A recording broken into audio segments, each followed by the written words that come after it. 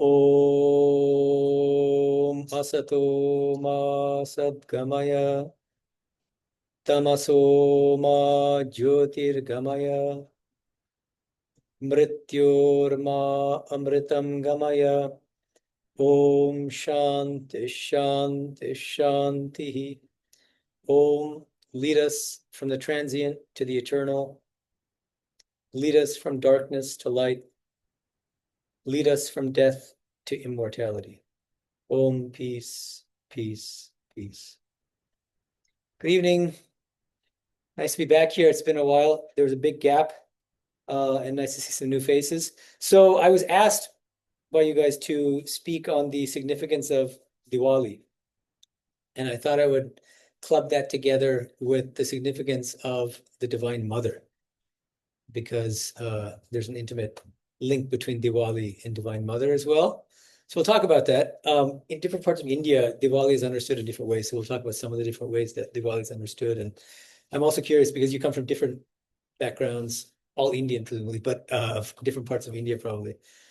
So I'm curious about how Diwali is celebrated and how it's understood in your respective traditions. So that opening mantra is important. I thought that it would be appropriate because the main prayer there is, it's a prayer to lead us from darkness to light, right? And the standard one phrase explanation of Diwali, it's the festival of lights, right? And that's how they celebrate. They just put lights all over the place. I'm a monk of the Ramakrishna order, and our headquarters in Bengal in what's called Belun Math. And they just put lights all over the temples. There it is. um, and so, yes, what do the lights signify? From a spiritual standpoint, light signifies the light of divine consciousness, the light of divine consciousness, the light of a higher consciousness. Okay. Every single one of us knows that we have a lower nature and a higher nature. I mean, you feel it through experience, you know. There's, you can say, the selfish I, and then there's a more compassionate, selfless, spiritual I. And in the human being, these two I's are kind of always fighting with each other, right? One is always winning out over the other. Usually it's the lower I, unfortunately. And so the journey of spiritual life is the journey from the lower I to the higher I. That's one way of thinking about it. And so Diwali celebrates the triumph of light over darkness, celebrates the triumph of our higher divine nature over our lower nature, the triumph of the divine within us over our selfish, egoistic, baser impulses. That's the idea. Okay. And so by thinking about Diwali in that way, it's not just a kind of cultural celebration, but it becomes profoundly spiritual as well, profoundly meaningful from a spiritual standpoint. So we should always keep in mind, anytime we engage in any of these Hindu cultural activities, they're always fun and there's, it's nice and it's uplifting, but we should always try to remember the spiritual significance of them. Because if we lose sight of that, it just becomes a kind of social thing, or just a cultural thing. You go through the motions. It makes you gives you a sense of belonging with the larger community. That stuff is fine too, but there's always a deeper spiritual value behind every single one of these things. Even the Hindu wedding ceremony has profound spiritual significance. If you look carefully at the Sanskrit mantras and the different phases in the Hindu wedding, any of you know about? I assume you've attended some Hindu weddings before. Maybe your sibling, yeah. So almost everybody is. So if it's in India, they may not explain the things well. My own sister, when she got married, the Hindu priest was American. And that had an advantage, which is that he sent a Word document ahead of time explaining each segment of the wedding ceremony and explaining the spiritual significance. So it's really fascinating. One segment of it is called Kashi Yatra. Kashi Yatra means pilgrimage to Kashi. And the idea is the the bride and groom are about to get married. The priest talks to the groom and says, "Are you sure you want to go through with this? Or do you want to leave her, become a monk, take a pilgrimage to Kashi, and try to realize the highest goal of life, which is moksha and non-enjoyment?" And then it's ritualistically, it's the bride side of the family that has to convince the groom to stay. No, she's very good. You should marry her. She'll help you on the spiritual path. So that's just one example, but there are many examples. Within the Hindu wedding ceremony, the soon-to-be newlyweds are told marriage is not for enjoyment. That could be a stage, but you should never lose sight of the higher spiritual purpose of marriage. You are spiritual partners. You're trying to help each other in your respective spiritual journeys. And ultimately, you need to help each other in attaining the highest goal, which is liberation. But the only way to attain liberation is to transcend all worldly and emotional attachments and desires, which is no joke, right? So the Hindu view of marriage itself, of any kind of romantic partnership, is that ultimately you have to overcome any kind of physical relationship. And in this day and age, you might think that's not very practical, or it sounds very puritanical. No, the idea is that it's a journey. Marriage is a journey. And we should evolve. That's the idea, because in spiritual life is about evolving, evolution. And that's why Sri Ramakrishna, when householders asked him for advice, he would say, after having one or two children, try to live with your spouse like brother and sister.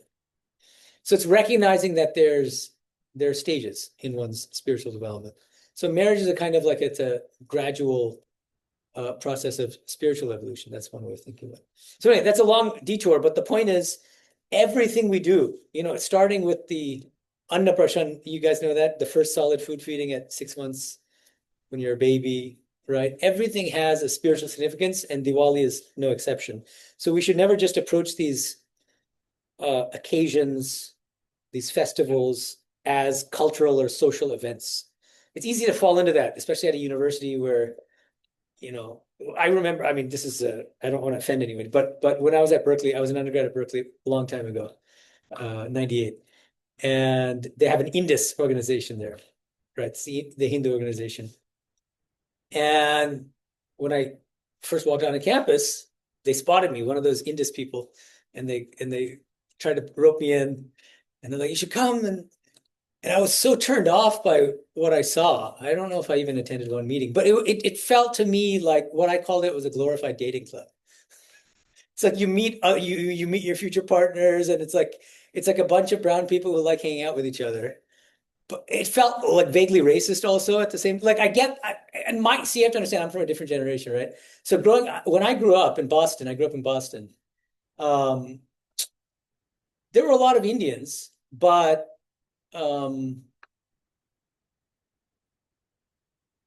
we were second generation, right? So my parents were born and raised in India. They immigrated in 79. I was born in Boston in 1980. So I was fully born and raised here in the US, but my parents were more conservative Indians, right?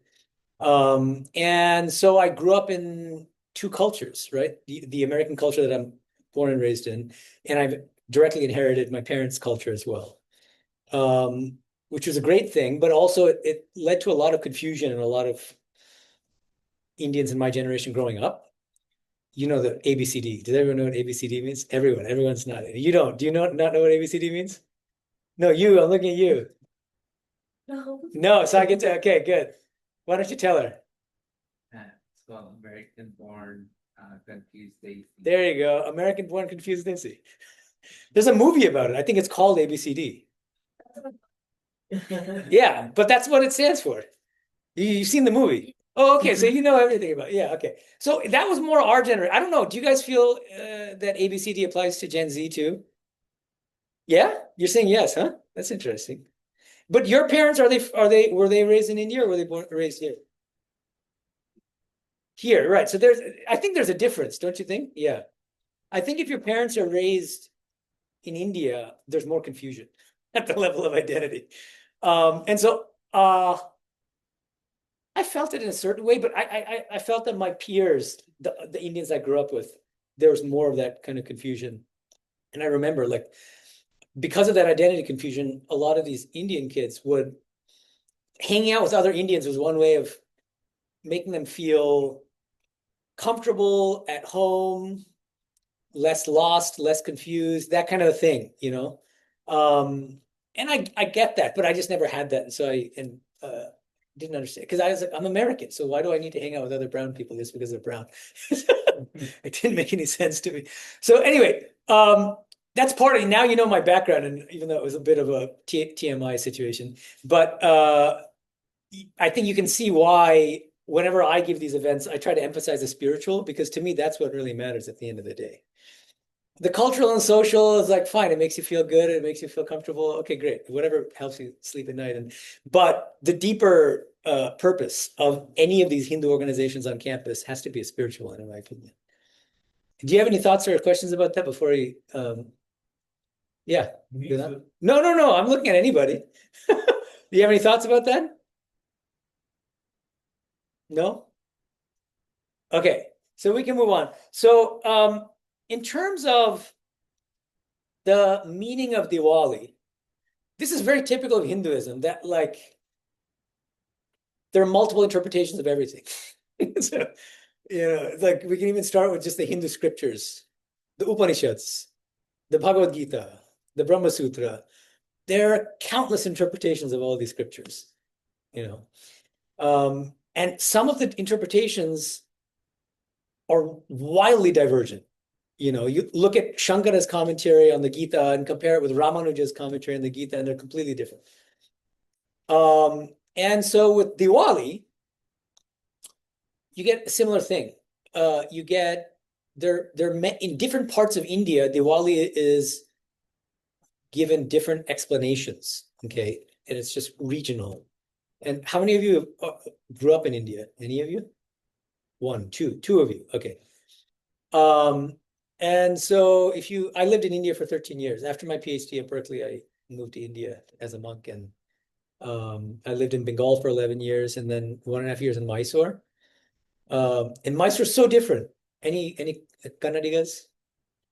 No one. Okay. No South Indians? You're South Indian, but from what part? Andhra Pradesh or Tamil Nadu?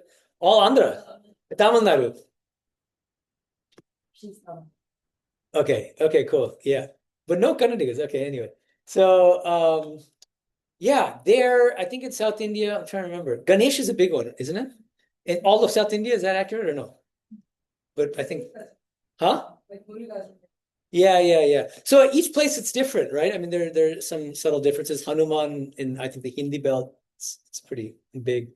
In Bengal, can you guess what the big ones in Bengal are? Huh? Durga Ma, Durga Puja, and we just had a huge puja on what day is it today? Wednesday, Monday night, 2 days ago. Huh? Close. We're in the vicinity. This is a good segue into the next topic of today's discussion. Any other guesses? Very good, exactly. Kali. In Bengal, Kali Puja is celebrated on Diwali day. We had an all-night puja that went from 10 p.m. to about 4 a.m. Because it's meant to be celebrated, done. The puja is supposed to be conducted in the middle of the night because she's a tantric goddess. So yes, different parts of India understand Diwali in different ways. One of them is, well, what have you heard about the significance of Diwali? Let's see. Yeah. Very good. Right. After having done what? Beating the demon. Yeah, defeating Ravana, exactly. So this is one of the main understandings of Diwali. Very good. And so again, how does that link up to Festival of Lights and all that? Because again, light signifies goodness, divinity, divine consciousness. Rama, of course, being God, right? So it signifies the triumph of the divine over our lower nature, our selfish, egoistic nature, right? But there are at least two other understandings of the significance of Diwali from a kind of mythological standpoint. Another one is involving Krishna. Does anyone know? Oh, what is that? It's the demon. Wow, she's an expert at this. Very good. Excellent. Exactly. So right, in the Vaishnava tradition, it's Diwali is celebrated as Krishna's triumph over a different kind of demon, right? Narakasura. Narakasura. Naraka means hell. Asura means demon. I guess it's the hell demon or hellish demon. Okay, very good. But even see, you'll find that many of our gods and goddesses, they're depicted, especially if they're images, like Durga, goddess Durga is standing on her vehicle, a lion, and she's slaying a demon. Kali's also, she's got a severed head in her hand, and she's also destroying demons left and right. So, and now what's the big thing? K-pop, there's a demon, the Demon Slayers or something. So anyway, so what's the significance of the demon in the Hindu pantheon? When a god is destroying a demon, what does a demon signify? Is it purely a mythological demon, or what? My understanding is like you're explaining higher levels of consciousness and lower levels. Exactly, yeah. It's that Sri Ramakrishna used to distinguish two kinds of I, the letter I, not UIE, but I. So the selfish, what he called the rascal I, Bajjatami in Bengali. I'm Bengali. So Bajjatami, the rascal I, the one which is attached to the selfish qualities, lust, anger, greed, selfishness, jealousy, and so on and so forth, right? Delusion. And he would say, by contrast, we should try to cultivate the eye of a bhakta, of a devotee. We should always think of ourselves as children of the divine, as sparks of the divine fire. The more we think of ourselves in terms of our higher nature, the more uplifted we'll be, and the more progress we make in spiritual life toward the ultimate goal of life, which is liberation. How do we attain liberation? As usual, Hindus give different interpretations depending on their framework. You can either explain liberation as self-realization, realization of the higher self, or you can explain it as God realization. Okay, and you might say, well, what's the difference between God realization and self-realization? Any thoughts on that?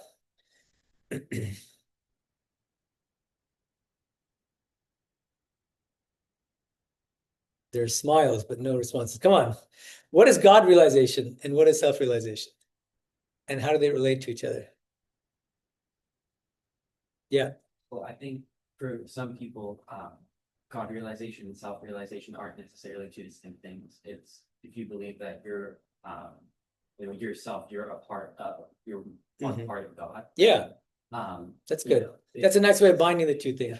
Okay, great. This is good. We're going to get into some somewhat thorny philosophical issues here, but I think it's worth getting some clarity about these things. Okay, so what you just said seems to correspond to something like Ramanuja's Vishishtadvaita Vedanta. Okay, there are different schools of Vedanta, and there are many devotional schools. Ramanuja's is one of them, qualified non-dualism. And he was a great devotee of Vishnu, and he believed that God, Brahman, was Vishnu, is Vishnu. Okay. And you'll find all of these traditional Vedantins, they put one yoga, one kind of spiritual practice above all the others. And so naturally, a devotional tradition is going to put which yoga above all the others? This is not very hard. Yeah. Yeah, exactly. Bhaktas are going to put bhakti yoga on a higher footing than the other yogas, right? And so Ramanuja does that. Okay.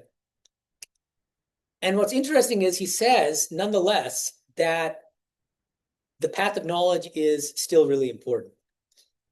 It's important in preparing the mind for the rigors of bhakti yoga, for making one eligible to practice bhakti yoga. So in Ramanuja, the path of knowledge, jnana yoga, it involves meditating on your true nature as an eternal jivatman, an eternal individual soul, separate from the body-mind complex. Meditate in your heart on your true nature as the eternal Atman, but it's an individual Atman. See, part of what you were saying, you're absolutely right, I think, depending on the framework, but we have to distinguish two kinds of Atman, the Jivatman and the Paramatman. Okay, Jivatman is the eternal individual soul or self, and your Jivatman is different from your Jivatman. And in fact, I just published a book called Karma and Rebirth in Hinduism. This is published by Cambridge University Press. And one of the questions I talk about is within Hinduism, how do different Hindu traditions answer the question, who or what exactly is the reincarnating entity? Who or what reincarnates? Does anyone want to take a stab at that? As Hindus, we're supposed to believe in karma and rebirth, right? But then there's an obvious question. Well, who exactly is reborn? So any thoughts? Yeah. Person with good karma. Okay. Sure. But then what is that person? I'm saying like kind of the philosophical ontologically. Is it you with the mustache? And aren't you going to die eventually? So you can't be the one that's reborn. Mustache, person can't be. So what is the nature of the No, but no. So after let's use me as the example, it's better. After I die, it can't be the orange-clad monk who is reborn, right? So what exactly is reborn? Any thoughts about that? Yeah. The soul. Yeah, exactly. Yeah, it's a soul. And when we say soul, we mean the individual soul. Your soul is not the same as his soul, and so on and so forth, right? Okay, that's called the Jivatma. Okay. Now it gets a little bit complicated, and that we can have a separate class on this at some point if you want, based on my book. It's a little book, and we can get into some of the subtleties of the doctrines of karma and rebirth. But there are different traditions of Hinduism that give slightly different answers to the question of who or what is a reincarnating entity. So Nyaya, the logical school of Indian philosophy, they say that the reincarnating entity is just the jivatma, so just the individual soul. Okay. At the opposite extreme, you get the Hindu tradition of Sankhya. Have any of you heard of Sankhya? It's arguably the oldest Hindu philosophical tradition, actually. And yoga philosophy, you heard of yoga, obviously. So Patanjali's Yoga Sutra, that's based on Sankhya philosophy. It derives from Sankhya. Okay. So the Sankhya view is that it's the subtle body that reincarnates from birth to birth. The subtle body. Should I write this down? Will that help? Okay, yes, somebody's nodding. As I said, we can do a separate class. Where are the markers? Are they here? Yeah.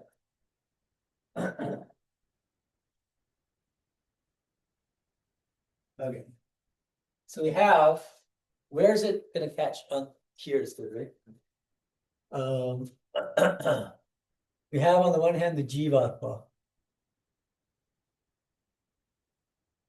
This is the eternal individual soul.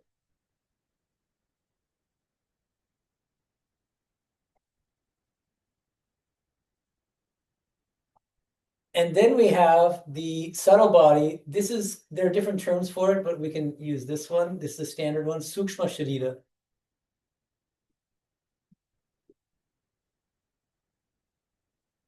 The subtle body. Now, what exactly is the subtle body? How does it differ from the Jivatman? Important questions. So, the Jivatman, first of all, it's the eternal individual soul or Atman. Okay.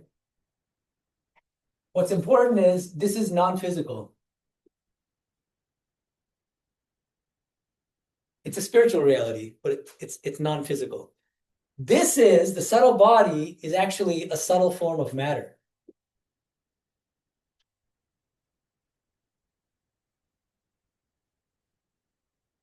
Okay, so to Western ears, that might sound really bizarre to say that the mind is also a subtle form of matter. This is mind. The subtle body is actually just mind.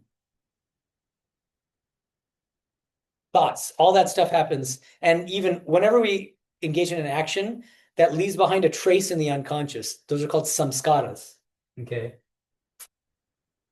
So this mind is the repository of latent mental impressions.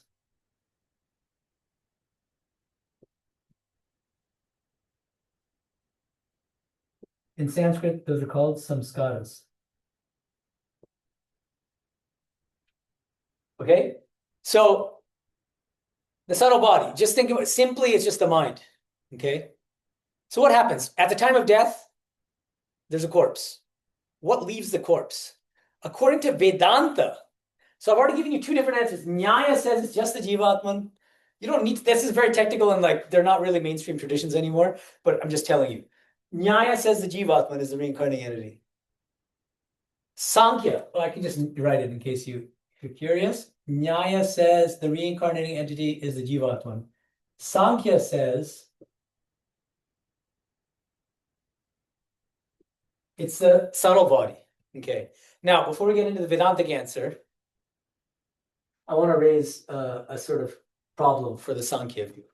What's the problem with saying that it's the subtle body that reincarnates? Any thoughts about that? Or you think it's a great idea? First of all, we already have two different responses, right? One is it's the Jivatman. Somebody, you mentioned that, or somebody viewed it. Another answer is subtle body. Which one is more plausible, if either, and why? Or do you think they're both dumb?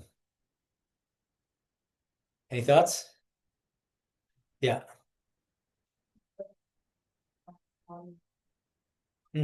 Okay, so you find the view that the soul reincarnates more plausible because the physical body dies, which means the thing that is departing from the physical body needs to be non-physical, right?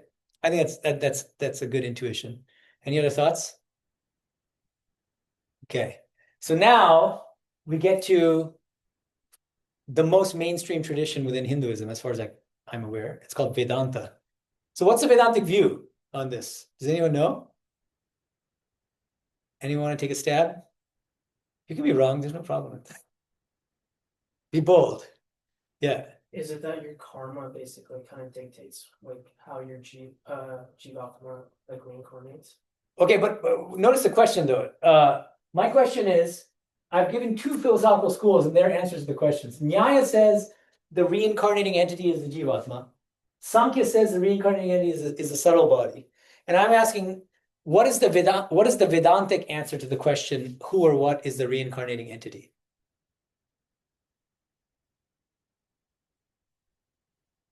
Guess.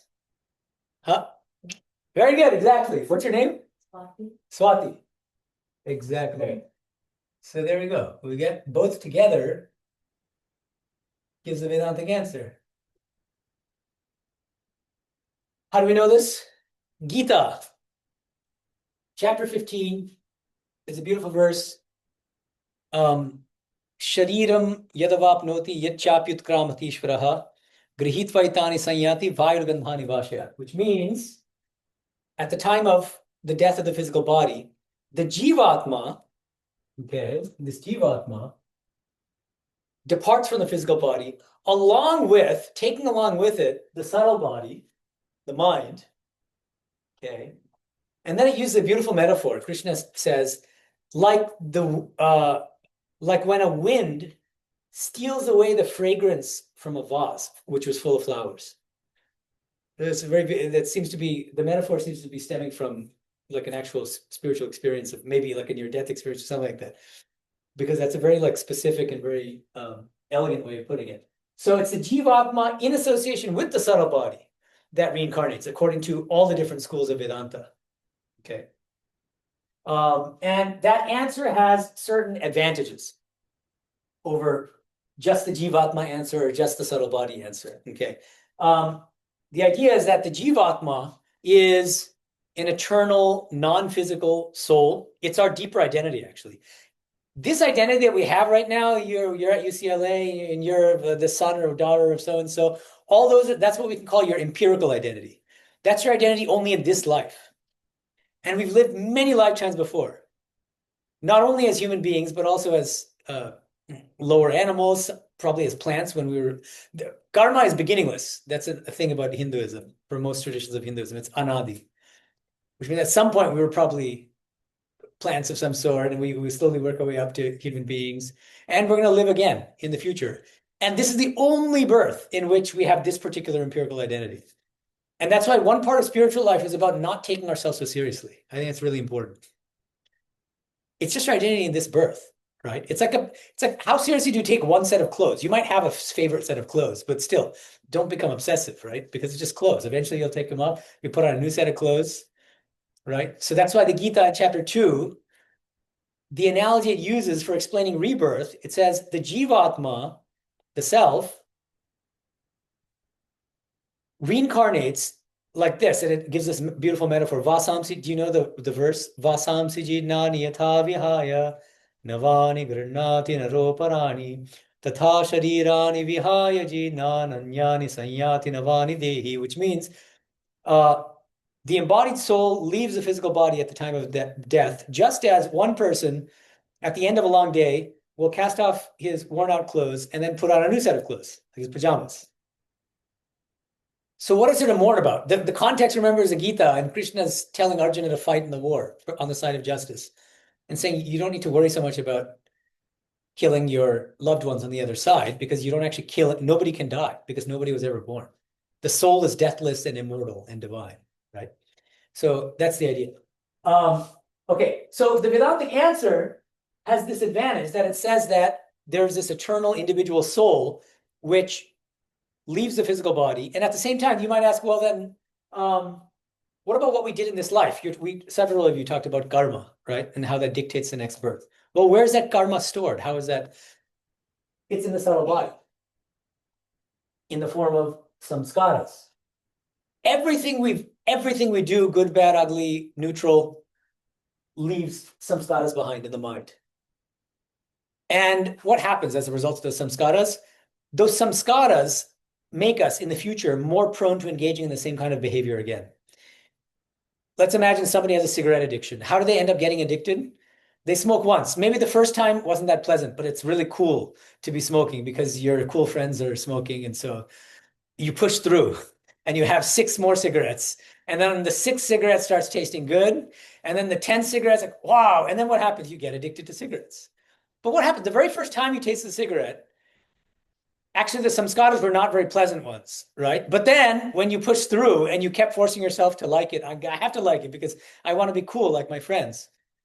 Ultimately, you started getting a taste for it. And then it created more and more smoking samskaras, cigarette smoking samskaras, which got you hooked.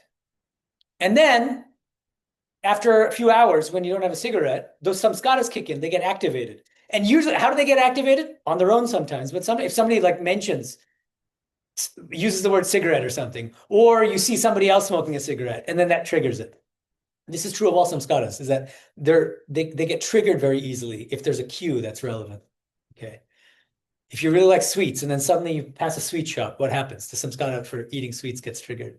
And then you're like, I have to go and eat. That's the whole secret of the advertising industry, right? They're activating our samskaras, right? Of different kinds. Okay. So the Vedantic answer has a certain rationality. It's a compound reincarnating entity. It's the eternal individual soul in conjunction with the subtle body, which is the repository of our samskaras. Okay, this is a long detour. I don't even remember. Oh yeah, no, Ramanuja, because I was answering your question. Okay, so coming back to Ramanuja. So here's the thing. Ramanuja says the path of knowledge is meditating on your true nature as the eternal individual soul, a jivatma, separate from the body-mind complex. And he says that's a prerequisite, that's a precondition for feeling genuine bhakti for God, really feeling love for God. What's the logic behind that? The logic is we cannot truly feel devotion for God. We can't truly be thinking about God all the time until we have broken our mistaken identification with this physical body and even with the mind. Because so long as we identify with the body-mind complex, we're going to be chasing after the things in the world that gratify either the physical body or the mind, right? All of you are at a good college and you're studying and you find it gratifying. That's gratifying the mind, right? And any kind of sense pleasure is going to gratify the body, the physical body. But who wants God? Very few people. Sri Ramakrishna used to say, yeah, I'll get to you in a second. Sri Ramakrishna used to say, people shed jugfuls of tears for wife, for husband, for children, for money, for this, for that. Who cries for God? It's a very serious question that each of us has to ask ourselves. And the deepest reason, the deepest answer Vedanta gives to the question of why we don't love God, why we love everything but God, is because it's a mistaken identity. We mistakenly think we're the body mind. Because we think we're the body mind, we spend all our energy in trying to satisfy the body and the mind. So what Ramanuja says is, and I'll get to it in a second, I'm just finishing the answer here. What Ramanuja says is the logic is, so long as we identify mistakenly with this body and with the mind, we are not going to care much about God. We might give lip service, pay lip service to God, but we don't in our heart of hearts really care about God. We have to first realize our spiritual nature as a portion of God, as a child of God, as an amsha. The Sanskrit term is amsha. I'm a part, God is a whole. Okay. Only then can we feel a real intimate connection with God, and then we'll naturally feel drawn toward God. Like a needle is attracted to a magnet, God being the magnet and the soul being the needle, right? But Sri Ramakrishna used to say that needle is covered over with layers of mud, dirt, which means we don't feel that innate attraction for God. So through spiritual practice, we purify our minds, and through that self-purification, our innate attraction for God manifests. That's the idea. Okay. And so by realizing our true nature as jivatmas, as an eternal soul separate from the body-mind complex, it's an extraordinarily high realization. That's not God realization. That's not liberation. But it's a revolutionary change in our outlook on the world. It changes the way we think about ourselves. It transforms the way we look at other people. So instead of looking at other people as bodies, we look at them as souls, using bodies as their instruments. And instead of looking at ourselves as a body, right, the more we think of our people who are very body conscious, they tend to spend most of their day grooming the body and making sure it looks beautiful, and they want other people to appreciate how beautiful their body is, right? That's because of body identification. Just imagine if we could realize that we're eternal souls separate from the body, that the body is perishable and that it's just a matter of 2 days. It completely changes, it revolutionizes our worldview and the way we look at ourselves in the entire world. Okay. And so what Ramanuja says is through the path of knowledge and in combination with devotional practices and karma yoga, the path of selfless action, you ultimately realize your eternal spiritual nature as jivatmas. And then you can practice bhakti yoga. And then he defines bhakti yoga in a very stringent way. He says bhakti yoga is constant recollection of Vishnu, constantly thinking of God and God alone. Like an unbroken flow of oil being poured from one vessel into another. That's a classic metaphor that you find a lot in Indian scriptural texts. Okay. And so for all of us, how is this relevant? Because many of us are Hindu, right? As a Hindu, we should understand that the goal of life is liberation. How do we attain liberation? Through God realization. How do we attain God realization? The first step is purifying our minds. And we purify our minds to the extent that we erode our identification with the body-mind complex. We should strive in our day-to-day lives as much as possible to try to identify with the deeper eternal soul within us. And now this is the perfect segue back into Diwali. I'll come to you in a second. But Diwali, because what is Diwali? The festival of lights. The light stands for the soul. That's one meaning. Atma Jyoti. That's a common Sanskrit phrase. Atma Jyoti.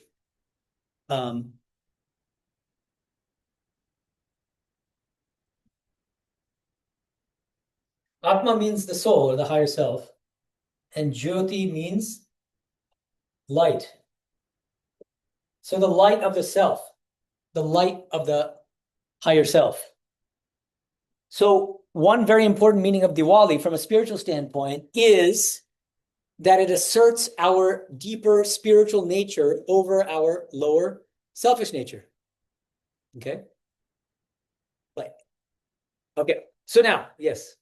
Yeah, so like one thing I was thinking about is like I think when people mention like Ram and like Ravan, like one thing that they always mention about Ravan is he is like a great like bhakti yoga to worship. Oh yeah. Yeah, and I think like I guess my question is like the whole point is like when Ravan dies, he finds like God realization, but he is also like a great bhakti to like God as well, like a form of God or Shiva, right? So I think my question is like, is this like a diluted sense of bhakti, or like is it like a different way of devotion, like a diluted sense of devotion in terms of like material benefits or things like that? Because like it's like every time they describe like Ravan, they say like, oh, he's extremely smart, he's extremely devoted, but he also has these lower conscious like desires as well. Yeah, that's a great question. So One way to answer it is by bringing up a famous verse from the Bhagavad Gita, where Krishna says, 4 kinds of people call on me and worship me. It's a little stuffy. Can we turn down is there any way to turn down the temperature a little bit? Is that one by you? Can you just check that? Yeah, thanks. Krishna says 4 kinds of people worship me. Chatuvidha bhajante mam. Janaha sukritino jana. Arto jigyasurathati gyani cha varadashava. 4 kinds of people worship me. All of them are good. All of them are sukritinaha, he says, which is reassuring to all of us, right? So what are these 4 kinds of people? The first is arta, which means people who in deep anguish and suffering, sorrow, they call on God. And this is common, right? So long as things are going well, who's God? I don't care about God. I'm great. I just got into this school. I just got this fat job, blah, blah, blah, right? You take care, you'll jump to take credit. But the moment something goes really wrong, tragedy strikes, then what? Often it's through suffering that we call on God. That's why there's an expression, I think it's in American English, which is just, there are no atheists in foxholes. Do you guys know this? What is a foxhole? Nobody knows what a foxhole is? Foxhole is a term from, I don't know if it originates in World War II, but it's in the context of war. And it's like a place you dig to protect yourself from enemy fire. You're being shot at and you're hiding in a foxhole, right? So there are no atheists in foxholes. What's the idea? The idea is that even if your entire life you've said you're an atheist, you don't believe in God, if you're a soldier in a foxhole under enemy fire, suddenly you become a believer. So I think that's the logic also of calling on God in the midst of suffering. When you have no other refuge, when things feel hopeless, whom do you turn to? When everybody in the world has abandoned you, who's left? The only one is God, right? Okay, so suffering is, so people in suffering will often call on God. That's what Krishna is referring to there. The first category out of the 4, okay? Second, jigyasu. The jigyasu is the one who just wants to know God. They have a desire to know God. They don't have any selfish motivations, but they just want to know God. They want to realize God. So that's a very pure, lofty kind of aim. The third is what's, I think, more relevant to Ravana and your question, which is artharti. Artharti means those people who turn to God and call on God and pray to God for worldly desires, to fulfill certain worldly aims. What might that be? This is very common in India. You grew up in India, so you'll know. You go to any temple and if you're like, you have a mic and you ask, what are you praying for? 95% will say something like, to give me a son. If they only have daughters, there's a real bias, or at least there used to be. I think there still is, unfortunately. Or cure my kid of this thing, or please give me long life, or please give me that job I want. It's most. And the beauty of Hinduism and the Bhagavad Gita is that he says that's okay. That's good. That's good too. Why? Because at least he's coming to me with the request. See, there's so many other ways of trying to fulfill your worldly aims. Black market, corruption, this and lying and deception. There are a million ways of doing it. This guy's at least going to God, this woman or man. Right? And so they have faith. They have belief. They have a certain devotion, at least. Even if they're going to God with these lesser kinds of requests, still he has that faith. And Swami Vivekananda used to say that spiritual life is not a journey from error to truth, but a journey from lower truth to higher truth. And so I would put this artharti in the category of a lower truth. The idea is they have a certain, at least a minimal faith in God. They believe in God. They go to God with their problems and their requests. Now, is that the highest thing to ask from God? No. But might it be a stepping stone? Yes, absolutely. Because what happens? Now, if you go to God with these requests and then if you're granted that request, what happens? Your faith is going to increase. It'll get stronger. You'll be more devoted to God. You'll be so grateful to God that you'll start praying more. And then what happens? Ultimately, you're going to feel like, I don't want to ask for vegetables anymore from the highest being of the universe. Let me ask for spiritual things. And that happens kind of naturally. So that's the higher truth, the journey from lower truth to higher truth. But it can help a lot of people to start with these more worldly kinds of prayers. And that's why Krishna gives it the stamp of approval. And so Ravana, maybe you can maybe put him in the Artati category, where he has strong faith in Shiva, but he goes to Shiva with pretty worldly, selfish desires, like destroying, defeating Rama and abducting his wife, and then Rama's wife, and then enjoying her and this and that. But with his lower aim, he's going to God, to Shiva, with lower aims. Yeah, so my question, like kind of going off of that, is I feel like that's like a representation. Like the entire like Rama and Ravan is a representation of something. And Mhm. like a lot of these like a lot of these wishes, like for example, like the boons that Ravana gets are being fulfilled. And I don't know if it's like exactly like how much his faith goes on, but like he's clearly doing something that's wrong, which is why like Ram reincarnated into the world. So I think like is there like a like underlying message in terms of like, because like I think like the character, like compared to maybe like other demons, what they represent, like I think Robin is interesting because of he is also like religious. He's like a Brahmin. He has certain redeeming qualities, Yeah, or apparently yeah, redeeming and, qualities. like, these boons That always makes the story more interesting. Have any of you read John Milton's Paradise Lost? You've heard of it, I assume, right? Yeah, okay. So, but Satan is one of the main characters, but he's a very like cool Satan. And in fact, to the point where, and his depiction of God in Paradise Lost is kind of bland and boring. So, William Blake, the great British poet, he said something along the lines of, the reason why Milton painted this incredibly compelling portrait of Satan, who's supposed to be an evil character, and why he was so dull when he talked about God is because he was a great poet. And even Swami Vivekananda, when he read Paradise Lost, he really liked the character of Satan because he has like some real force and energy. And anyway, so I think that's true of, first of all, just like as a storyline. Another thing to keep in mind is this is also important. Okay, as Hindus, it's both a blessing and a curse that we have this just vast array of texts, traditions. Christianity, Islam, you can put them in a nutshell, like what are the main doctrines, and it's a lot harder to do that with Hinduism. I still think you can do it. In fact, I can give a talk here based on that too, but I'm giving a talk next month in Boston called A Tale of Two Hinduisms, where I distinguish cultural Hinduism, like what we were talking about earlier today, from spiritual Hinduism. And then I explain the four fundamental principles of what I call real spiritual Hinduism. Okay, so we got a separate talk on that. We'll talk about it next time. Okay, but it's difficult. If your non-Hindu friend asked you, what's your religion? You say, I'm Hindu. And they're like, oh, what does Hinduism teach? What would you say? That's an interesting question, actually. Just think about it,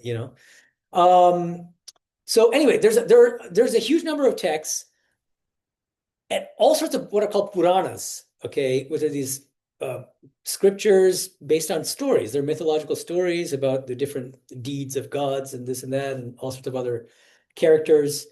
And it can be overwhelming. We have this entire Mahabharata, we've got the Ramayana, and we have so many Puranas, and you might say it's because I'm a rationalistic philosopher that I say this, but I think it's important not to get too swept up in kind of the minutia of these stories, because the whole purpose of all of these stories is our spiritual upliftment. That's the purpose of all this. So if you start getting confused about like, but why there's some real puzzles in the Ramayana, for instance. Like, why does Rama slay Valin in the back from behind when Valin is not even, right? That's a very cowardly way of killing somebody, right? You know the incident, right? Yeah. Yeah, this is very tricky. This gets complicated. Like, how do you really justify that? Yeah. So what he was saying though, I Mm. think, like I personally see the fact that Lord Shiva gives someone like Ravana so many boons is that in one form of God just really values the fact that you're devotional. Like it doesn't matter how good of a person you are, how bad of a person you are, but the mere fact that you love God and pray to God is enough for him or her to give you certain boons. And I also think the fact that Ravana was killed by Lord Ram, like another form of God, is in a way like he's also delivered in a sense. Like his soul's also delivered because he was, it's like killed by God. And even being killed by God allows like the soul to be liberated. That's like how Yeah, no, I think that's right. I mean, there's also another way of interpreting it is that Ravana was so obsessed with Rama that he was a great bhakta of Rama in a sense, because he just, even if he's thinking of him as an enemy. But in Vaishnavism, there are different ways of relating to God. So there you can think of God as your friend, as your lover, as your parent, and so on, right? But arguably in the Ramayana, Ravana has invented a new way of relating to God, treating God as your enemy. But you can realize God that way. It's very interesting. Because if you have that one enemy in your world in the world, and you become obsessed with that person as your enemy, and your whole life is centered around that enemy and destroying your enemy, you'll be thinking of nothing but that enemy, which means you'll be thinking of nothing but God. And so it's a very interesting way. There are these like skeptics, like Richard Dawkins. He's at Oxford. He's a scientist who's written books called The God Delusion, for instance, and Christopher Hitchens, and there are other people who are writing these big treatises trying to prove that God doesn't exist. But it's ironic, right? Because they spend so much time thinking about God. Anyway, so I agree with you. I think that's a good way to think about it. I think it's when it comes to any of these stories, there are going to be multiple interpretations, and anybody who tries to claim that their interpretation alone is right is talking nonsense. So figure it out for yourself. And it's good that you're raising the questions, but coming back to that verse, right? So in the Gita, the 4 kinds of people call on God, all of them are good. And so even people who go to God with worldly prayers and worldly requests are still good because they have that basic faith. But then they still need to evolve to a point where when they go to God, you're going to pray only for spiritual things. That's the higher truth. Okay. And there's a beautiful incident in the life of Swami Vivekananda. Some of you might have heard of it, but his dad died in 1884. He was a teenager. And so his family is suddenly plunged into poverty. And so he goes to his guru, Sri Ramakrishna, and says, you love Mother Kali so much. I know that if you tell Kali to help my family, you'll ensure that my family will get the basic necessities, because they were really in terrible poverty. And Sri Ramakrishna says, all your problems come from the fact that you don't have faith in Mother. So go to her yourself. He lived in the Kali temple. So he pointed in the direction of the temple. He said, go to Mother and pray for your family. And he says, okay. So he goes. The moment he looks at Mother Kali, the image of Mother Kali, what happens? He has some kind of spiritual experience where he actually sees a living form of her, the effulgent form of Mother Kali. And he forgets all about his material requests. And what does he pray for? For devotion, for knowledge, for renunciation, for compassion, for selflessness, so on. And then he goes back to Sri Ramakrishna, and then Sri Ramakrishna asks him, so did you ask her for your family's welfare? He goes, oh, I completely forgot. And he goes, go again. And then he went a second time. Same thing happens. He comes back. Did you ask? He goes, no, I forgot. And then he goes a third time. And then after the third time, he realized, he came back to Sri Ramakrishna and goes, I know you're playing a trick on me. So Sri Ramakrishna orchestrating this whole divine play, basically. And then finally, Vivekananda extorted a promise from Sri Ramakrishna, and Sri Ramakrishna said, okay, your family will not be wanting in the basic necessities, basically. But one of the morals of this story is, when you go to God, you should try to ask for spiritual things. But if you're not there yet, what a really potent spiritual practice is to just unburden your heart to God. Whatever is there, unburden yourself to God. Most of us have like a best friend, right? And these days, even ChatGPT is becoming a best friend. It's getting dangerous. Ideally, it's a human being. It's a living human being. And you go to them, and they'll show some sympathy, some empathy. They might get what you're going through because they've been through a similar experience themselves, right? A very spiritual person will look upon God as their best friend. Might have like very close friends in this world as well, but ultimately your be all and end all and your go-to guy or gal will be God. And that means for anything. It doesn't mean, so you shouldn't become too worried about, I shouldn't go to God with these kinds of mundane concerns or anxieties. No, you go to God and just express to God what's on your mind, what's stressing you out, what's making you anxious. Right? And then there are two ways of doing it after that. Once you do that, once you unburden yourself, one is, please relieve me of this anxiety by giving me the job I want. Or so then it becomes worldly again. Do you see what I mean? The other way is just unburdening yourself and then saying, thy will be done, O Lord. Or, there must be something that you want me to learn from this trial. Give me that clarity of vision so I can learn to the best of my ability. Like that kind of thing. That's a more spiritual prayer. What can I learn from this situation, even though it's painful to me? Okay. Okay. So now, because I mentioned Kali and Divine Mother, I thought I would mention briefly the link to Diwali, because we mentioned two different stories concerning Diwali, right? One is Rama's defeat of Ravana, coming back to Ayodhya. The second is Krishna defeating Narakasura. There's a third, which has to do with Divine Mother. And they're different ones. Lakshmi is often celebrated in the context of Diwali. And in Bengal especially, Mother Kali, who's a tantric goddess. And Diwali is the day she's worshipped. And it's an all-night puja. And she is depicted, as you probably know, the images can be quite fierce, right? I mean, so she's got the four arms, she's got a severed head in one of the hands, she's got a mace in another one, and she's standing on top of Shiva, who's like reclining, There's deep spiritual significance to all of these, to every single part of that image. So Shiva there represents, you can say, either non-dual Brahman or Purusha, and Kali represents Shakti or Prakriti. And it represents the inseparability of Brahman and Shakti, the impersonal from the personal, God with form and God without form, male and female, and so on and so forth. That there are these polarities that are complementary. They have to go together. You can't have one without the other. And there are many other things. But another kind of paradox about Mother Kali is that she's at once infinitely compassionate and infinitely loving, and extraordinarily fearsome and violent in a certain sense. So who is she violent towards? She's violent toward demons. And so there's a book called Chandi, Devi Mahatmyam. There are different words for it. Chandi and Devi Mahatmyam mean the same thing. So it's the doings of goddess Durga and Kali, and the way she kills the demons. So the idea is, when you read these kinds of texts, instead of just reading it as like a cool Game of Thrones kind of a thing, try to think of the spiritual meaning of the different characters, right? And so it's really, again, the triumph of the divine over the demons in the form of what? Ego, selfishness, pride, lust, anger, greed, delusion, jealousy, and so on and so forth.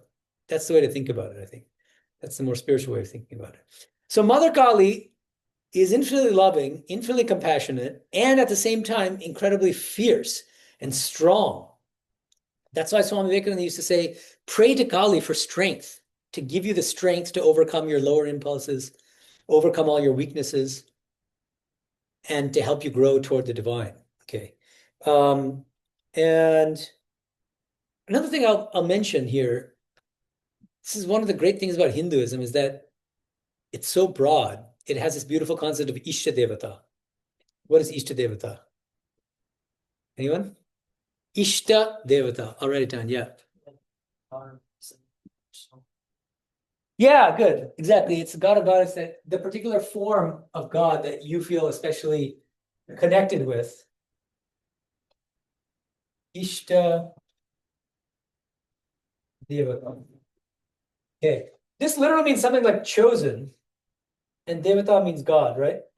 So sometimes it's translated as chosen deity, but I like a different way of thinking about it, which is that who are we to choose God, right? Because so the idea is that God chooses us. But this is one of the great things about Hinduism, is that in a single Hindu household, your father might be worshiping Ganesha, your mother might be worshiping Kali, you might like Hanuman, and you're all Hindus. You don't quarrel with each other because you all know that you're worshiping the same God in different forms, and that goes by different names, right? So that's a really wonderful aspect of Hinduism. So now, why do we feel drawn toward one form of God rather than another? This is the question. And each of you should ask yourselves, what form of God do I feel naturally drawn toward and why, maybe, right? One of the advantages of worshiping God as Divine Mother is that if you ask yourself, what is the best example of unconditional love in this world? Often the answer is a mother's love for a child. Even more than the father's love, even more than a lover's love, because a lover, she'll love you as long as, right? But when things go bad, suddenly the love goes out the window. It turns into hate. It can do that overnight. But no matter how terrible the son, the mother will still love her, love him or her, son or daughter, right? Unconditional love. It's not perfect because even there, the mother has certain selfish attachments and all that. But still, it's the highest example of unconditional love in this world, at least. And so worshiping God, the goddess as Divine Mother, one reason why it's so powerful is because we have this natural desire to love our mother and to feel perfectly at home, perfectly comfortable, perfectly protected by our mother, right? If we feel that way about our actual human mother, how much more should we feel about the perfect, infinite Divine Mother, right? So it's a very natural way of cultivating devotion. Just as a child has a kind of natural love for his mother and dependence on his mother, we can cultivate our love for God and dependence on mother in the same way. So Sri Ramakrishna would use the example of a baby kitten. He would distinguish two different paradigms of spiritual practice. One is there's a baby monkey, which is holding on for dear life to mother monkey, as mother monkey hops from tree to tree. What happens if the baby lets go of its hold a little bit? It'll fall to the ground and die. It'll be crushed to the ground. That represents the paradigm of self-effort. Spiritual aspirants it's called Purushakara in Sanskrit, which means I do this, and then I'm going to do this, and then I'm going to do this, and actually this amount of prayer and this. That's fine, and that's necessary for all of us. But at some point, we need to evolve to a different kind of paradigm, which he calls the baby kitten paradigm. It says, by contrast, there's a baby kitten. All it says is mew, mew, meow, meow. And mother cat will take it into its mouth, and then plop it wherever it feels like. And the kitten is the least bothered. It doesn't calculate. It doesn't think, I want this, I want that. It's completely surrendered, completely dependent on mother cat, right? So if we can cultivate that same spirit of devotion and surrender, the meaning of Islam, does anyone know what the meaning of Islam is? Surrender, yeah. It's a very high state. It means you should be completely free from ego and self-will, right? And so thinking of God as Divine Mother is one really helpful way of becoming that baby kitten. Okay? So any questions or thoughts or doubts? Yeah. So coming up to this example of Ravana being the biggest bhakt of Lord Shiva, but his karma wasn't that good, that made him die. So what do we give importance to karma or to bhakti? You can't separate them exactly because when you practice bhakti, you accrue good karma and you're also purifying your mind.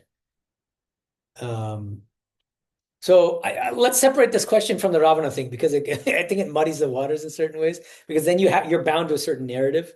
But since we're talking about, that's a philosophical question. So what's the relationship between bhakti and karma? So let's set Ravana aside. Okay, so here's the thing with karma, and again, I could give a separate class just based on my book, and I can send you the soft copy ahead of time because it's open access. So we can read it together and all that. But okay, so there are a few things here. Number one, let's say I do a good action. Okay. Okay. I do a good action, but what's my motive for doing that good action? And there are two possibilities. One is I do the good action, but with a selfish motive. It's common, actually. I go to the soup kitchen to serve the poor, but what's my motivation? I get to add a nice line on my CV, which will help my chance of getting into UCLA. What happens there? So let's take that scenario. I've got a selfish motive for doing this good action. It generates what's called punya. Okay. Punya. Where did the mark go here?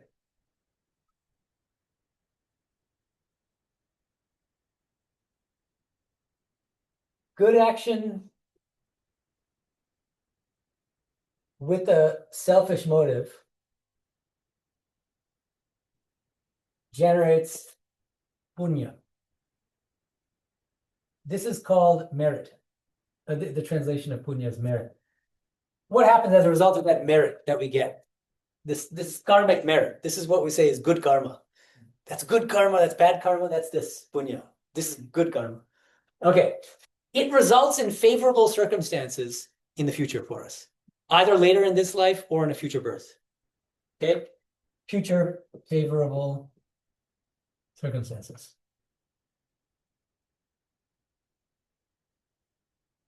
Okay. And then opposite, a bad action. Yeah, okay, we can do bad action first. And then just remind me, I need to get back to the good action, but with unselfish mode. So, okay. Bad action is going to generate the opposite of punya, which is called papa. And the translation of that term is demerit. You generate karmic demerit. Okay, is it something that you can observe under a microscope, papa and punya? No, these are non-physical entities, but they exist. That results in future unfavorable circumstances. Okay? Now, where's liberation in all this? What is liberation from? When we say the goal of Hinduism is liberation, we have two hands up. Yeah. Okay, you first and then you. Yeah. Cycle of karma. Yeah, exactly. Right. Exactly. You want liberation from rebirth and from karma. Neither of these strategies is going to work. Right? Because even if I have future favorable circumstances, what do I do in those future circumstances? Well, I do more good actions and then with more selfish motives, and then so it's just this never-ending cycle. I'll be born again and again in nice, cushy circumstances, but that's not liberation, right? And then this is even worse: bad actions. So what do? There's a third kind of paradigm here, which is I engage in good actions without any selfish motives.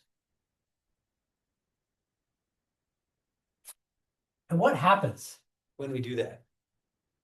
This is called nishkama karma.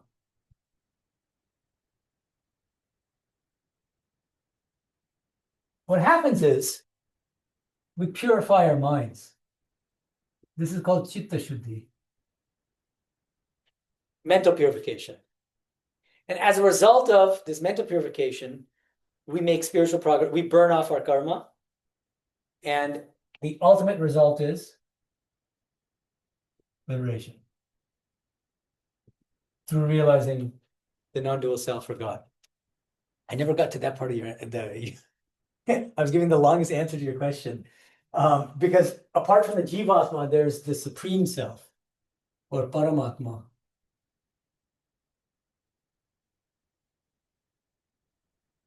So in the tradition of Advaita Vedanta, this is the non-dual self, and you can only have liberation by realizing your true nature as a non-dual self, which means even if you realize God, that's not good enough for liberation. That's from the standpoint of Advaita Vedanta. Realizing God is Ganesha or Hanuman or Rama, not good enough, sorry. That's a very high state. You can only do that if you have a very pure mind, but that's still not good enough because you still believe in a personal God who's distinct from you, which means there's still duality. And the goal, according to Advaita Vedanta, is to realize your radical non-dual nature. So long as you practice bhakti, there's still going to be duality. It can't be the highest. That's why I wanted to. There are complexities within Hinduism regarding these questions. Whereas Ramanuja, he says, through the path of knowledge, you don't realize a non-dual self. He didn't even believe in the non-dual self. But he believed that each of us has an eternal individual soul. And that to really be able to feel bhakti for God, for Vishnu, you have to first realize yourself as an eternal individual soul, separate from the body-mind complex. Okay, so now, coming back to this. Now, you might wonder, this sounds like a bit of a raw deal, because now I do good actions without selfish motives, but then I don't generate any punya, and so my life won't be all that good, right? Okay, but here again, within Hinduism, there are different takes on this. But one view is that in addition to chitta shuddhi, that's the primary result of good actions without any selfish motives, you also get punya, that merit. And so then that also leads to favorable future circumstances. So you get 2 for the price of 1, which is not bad. Okay. So the key here is try to be as unselfish as possible. And even when especially when you engage in good actions, if you're doing a bad action, it's automatically selfish. Because that's by definition is what a bad action is. But when you're doing good actions, that's where it gets trickier, because it's so easy to deceive yourself into thinking that, oh, like, working in a soup kitchen is obviously, like, objectively good. No, but what are your motives? If somebody is a billionaire and donates $10 million for a wing of a hospital, but they add the condition that you have to add a golden plaque with my name on it, selfish motive again. Now, if you give the same amount of money anonymously, unselfish motive, and you're purifying the mind. Do you see how important the motivation is? Yeah. Go ahead. Yeah. Maybe two, say like 4 categories. I talked about 3 out of the 4. There's Gyani also. Oh, that was your question. Okay, sorry. Thank you. I'm just going off in 100 directions. Okay, so I covered 3 out of the 4 categories. The first is Artha, the one who in suffering calls on God. Second category, Jigyasu, the one who just wants to know God. Third category, Arthati, the one who goes to God with material desires. Fourth, Gyani, the one who spontaneously, naturally, instinctively calls on God because they know God, they've realized God. This is not just an intellectual knowledge, but full-blown realization. They're God realized. They're Jivan Muktas. They're living while, they've attained liberation while still in the physical body. And which means what? God is a more living reality to them than anything else in the world. And so naturally they're going to call on God. If any of you have heard of this text, one of the main texts in our tradition is called the Gospel of Sri Ramakrishna in English. It's a Bengali text originally, Sri Ramakrishna Kathamrita. And there what you'll find is on every page, he's talking constantly with Mother Kali. And like as if she's just right there, just as there are a bunch of people visiting him, she's there and he's turning to her and talking to her in the way that I'm talking to you now. That's how he's talking to Divine Mother. So that's the 4th category. Calling on God spontaneously, naturally, because it's like breathing.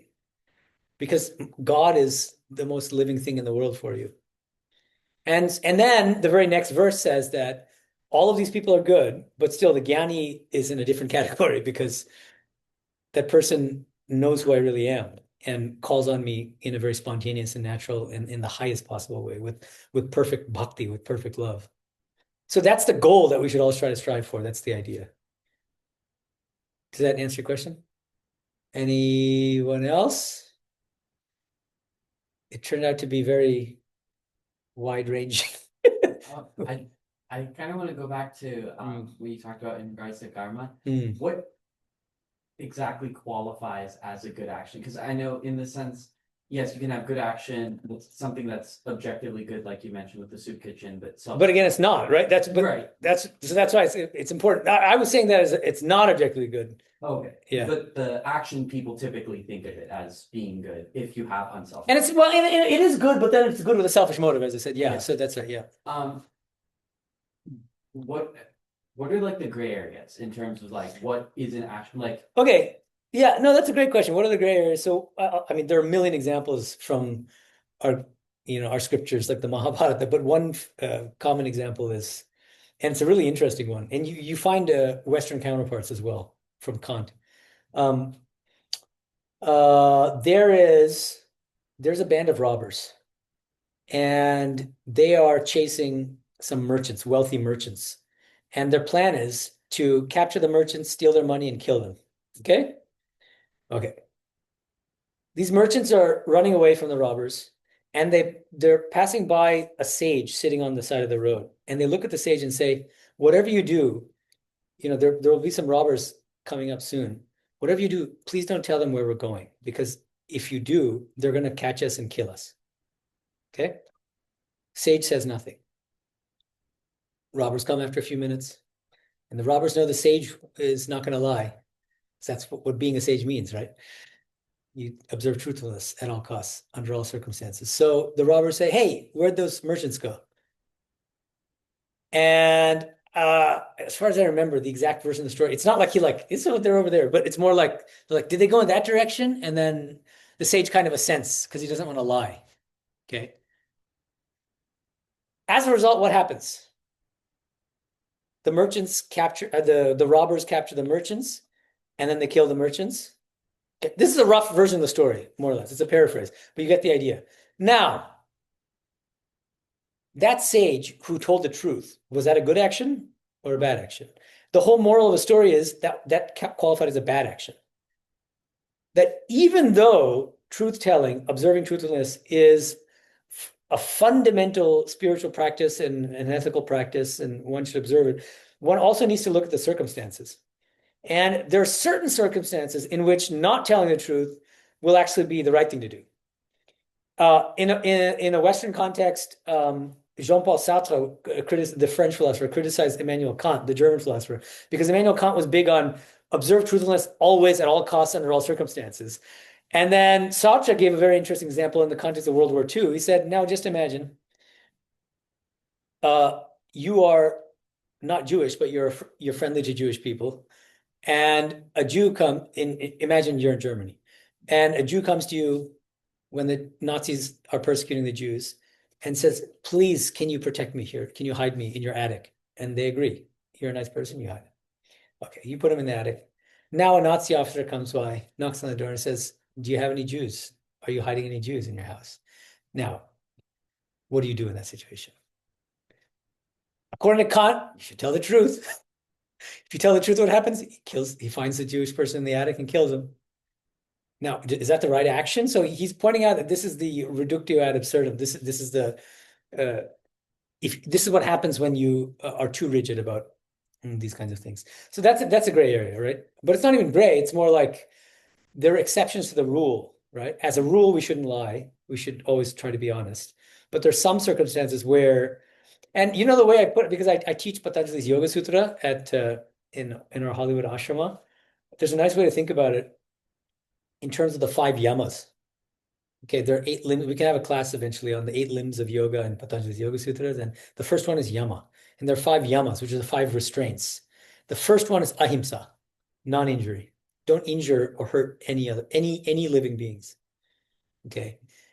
And then another one of those 5 yamas is satya, observing truthfulness. But most of the commentators, what they say is ahimsa is the foundation for all of the other yamas, which means it's also the foundation for satya. So now when you're faced with a situation where you either tell the truth, which results in harming another person, or you don't tell the truth and you prevent harm being committed to against another living being, ahimsa trumps satya in that situation. Right? So that gives a very precise explanation as to why you should adjudicate that in favor of ahimsa over against truthfulness in that context. Okay. But we have to be careful and not use that to justify just lying randomly. That's a very special case, and that very rarely happens. When it does, yeah, you can invoke the rule. But in general, most of us are, at a very low level. And if you just ask yourself, even white lies, if you just even look at white lies, what do I mean by white lie? Just think about it. I bet many of you have done. I mean, I do this myself by accident sometimes, but I try not to. But for instance, I make an appointment with someone, and I said, today I told Vedant that I would meet him at 5:40. And because of traffic, I was stuck in traffic. And so on my way here, I sent him a text saying ETA 5:46 because of traffic, right?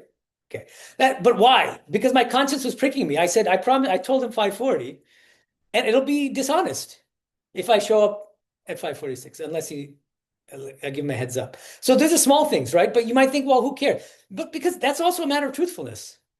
If you make an appointment with somebody and say, I'll meet you at so-and-so place at a certain time, and you don't, you're not observing, you're not lying. There's a difference between lying and not observing truthfulness. Right? You may have had every good intention of meeting them at that time, right?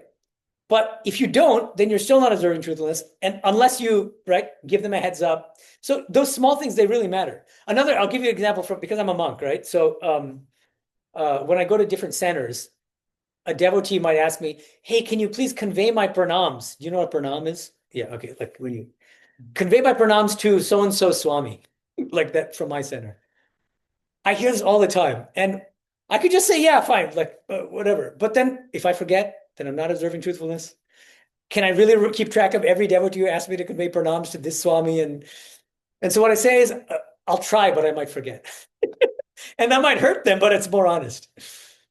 You know what I mean? So I think we should be careful about, just ask yourself, go run through your day and ask yourselves whether you've even committed any white lies, you know, or told your friend or told somebody that you would meet them at a certain time and came 10 minutes late. That's also not observing truthfulness, right? So just let's try to be a little bit more conscientious about those things. I think that's an important part of spiritual life. Sri Ramakrishna says if somebody observes truthfulness strictly, absolutely strictly, they'll realize God. It's that great a virtue. Okay, any other questions?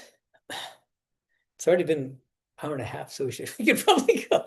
But good, thank you. I appreciate the engagement. There are some semesters where I'm worried that you guys might collapse on your desks and die. But this was a more engaging and interactive discussion. So let's try to keep up the energy in this way.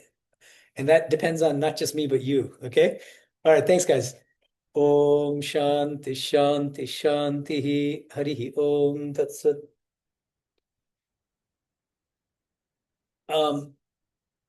You can turn off that. Maybe we can talk about our next meeting, if there's going to be one. Who is in charge?